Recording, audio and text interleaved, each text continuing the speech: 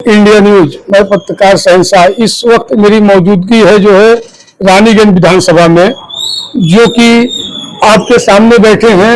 ये किसी परिचय के मोहताज नहीं है, हमारे पप्पू भाई हैं, मोहम्मद फहीम, पप्पू मोहम्मद फहीम भाई हैं।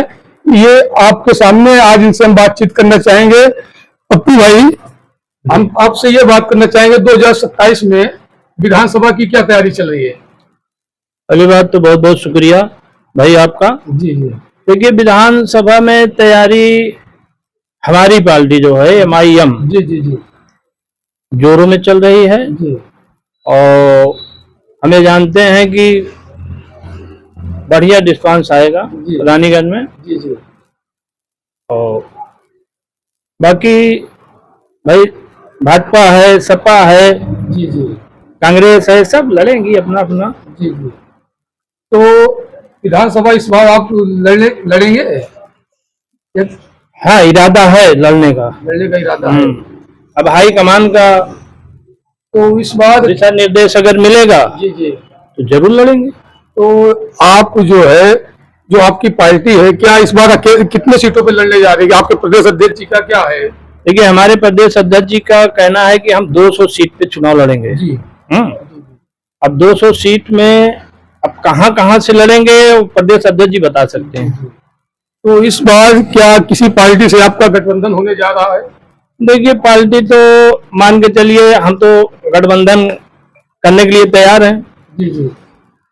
लेकिन जब कोई गठबंधन करे तब तो। जी जी जी। नहीं करेंगे तो हम लोग चुनाव लड़ेंगे।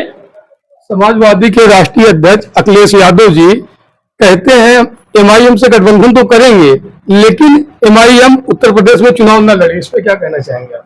नहीं नहीं, उनका गठबंधन चाहिए भी नहीं। ये सब चाहे बीजेपी हो और चाहे सपा हो, ये दोनों लोग जी। एक चट्टे के दो पहलू हैं। जी जी, समझ गए आप। और शिवपाल जी जो है कहते हैं MIM की कोई जरूरत आवश्यकता नहीं है मुझे। देखिए, अब हमारे पिता तुल्य हैं, उनकी बात न करो जी। तो आज जो है 200 सीटों पे चुनाव लड़ने की आपकी पार्टी तैयारी कर रही है। क्या अगर आपके विधायक विधानसभा किसी विधानसभा से जीत के आते हैं तो क्या आप लोग जो है सर्वोच्च समाज की सेवा करने के लिए हर वक्त तैयार रहेंगे? देखिए, अभी तक तो हमारे उत्तर प्रदेश में बहुत विधायक हुए मुस्लिम में जी जी, लेकिन अपने कौम का काम वो नहीं करा पाते जी। चाहे सांसद हो और चाहे विधायक हो, जहां कौम की बात आ जाती है, कौम की लड़ाई कोई लड़ने वाला नहीं है। इसलिए अगर हम लोग अगर विधायक बनते हैं तो अपनी कौम की लड़ाई लड़ेंगे। कौम की लड़ाई लड़ेंगे, बिल्कुल। और आपके राष्ट्रीय अध्यक्ष असदुद्दीन ओवैसी पे ये आरोप लगता है कि खाली खाली ओवैसी साहब जो है मुसलमानों की आवाज उठाते हैं, मुसलमानों की बात करते हैं। नहीं, ये सरासर गलत है। अब आप कहिए कि मुसलमानों की आवाज उठाते हैं, मुसलमान की बात करते हैं। भाई, हम मुसलमान हैं, पार्टी तो हर जात के लोगों ने बनाया है। क्या मुसलमान बनाए तो गुनाह हो गया? गुनाह तो नहीं, जो लोग आरोप लगाते हैं इस पे आप क्या कहना चाहते हैं? ये आरोप बेबुनियाद है भाई, बेबुनियाद आरोप है। वैसे साहब सबके लिए आवाज उठाते हैं, वो सबके लिए आवाज उठाते हैं, गरीबों, मजलूमों और सारे वर्गों के लिए आवाज उठाते हैं। वो पढ़ा लिखा ब्लस्टर हैं।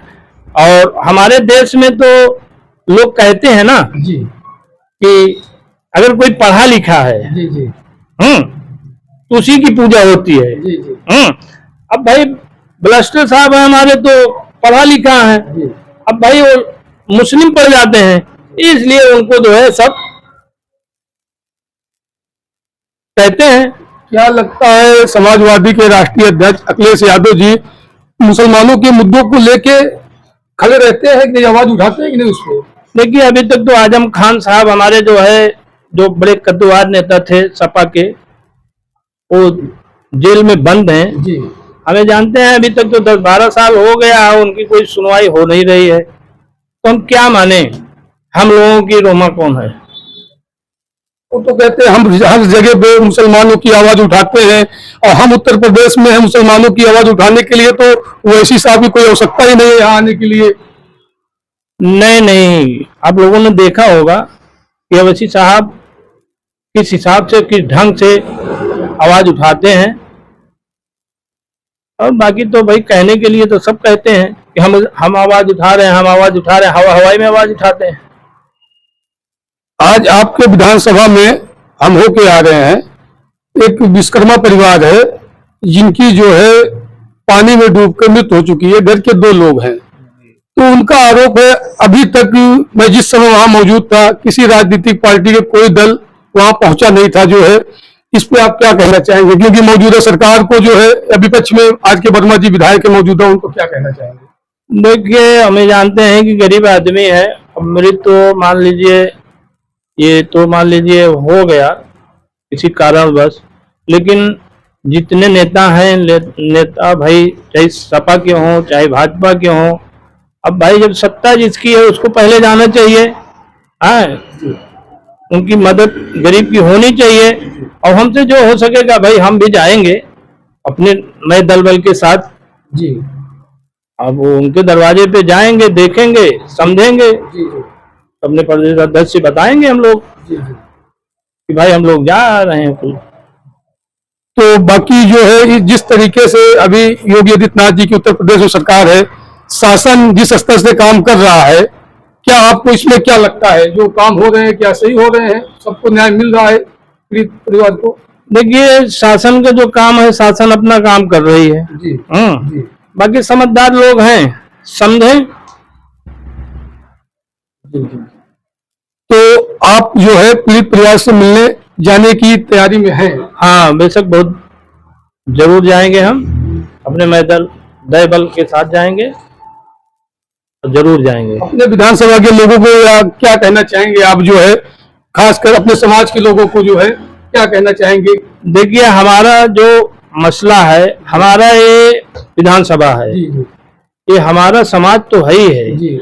हम हर वर्ग में पैठ रहते हैं जी। हमारे लिए सारे वर्ग हमारे लिए सर्वो है। तो आप सर्व समाज को क्या मैसेज देना चाहेंगे? हम सर्व समाज का मैसेज ये देना चाहेंगे कि 27 में अगर हम चुनाव लड़ते हैं तो सबको मिल करके हमारा सपोर्ट करें, हमें चुनाव जिताएं। उसके बाद हम देखिए विकास कैसे करते हैं, घर बैठ के हर दुआरे जा करके विकास करेंगे। जो जनता इतनी समस्या में है, क्या आप इस समस्या के, अगर आप विधानसभा जीत के आते हैं तो इस समस्या से जनता को निकालने का प्रयास करेंगे? देखिए, जनता का मूड भाई देखिए कोई नहीं जानता है। जनता का इखलास, जनता का प्यार, और जनता जितने भी कैंडिडेट निकलेंगे, अब किसके ऊपर जनता का दिमाग बैठ जाए वो किसी को नहीं पता। जनता अपना विश्वास आप पर दे दे तो क्या जनता का जो आज जनता पीड़ित है, तो क्या इस पीड़ा से आप जनता को दूर कर देंगे?